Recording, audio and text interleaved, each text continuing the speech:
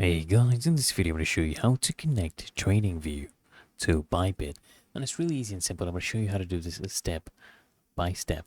So first things first, of course, you're going to go ahead and log in to your Tradingview account. And once you're logged in, you want to go to the chart section by clicking on the top menu. And if you're in a mobile phone, just click a chart here at the bottom left, okay?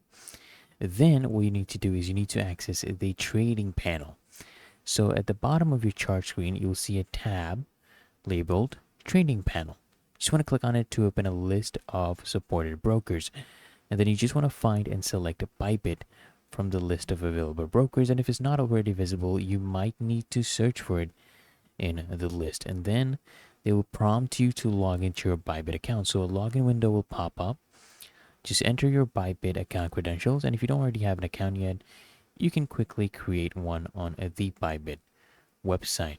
And after logging in, TradingView will request authorization to access your Bybit account. You want to allow the connection to securely link both accounts. Okay?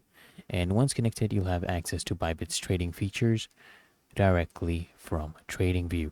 And you can now monitor the market, place orders, and also analyze the trends all in one place. And I'm going to give you a pro tip before we end the video.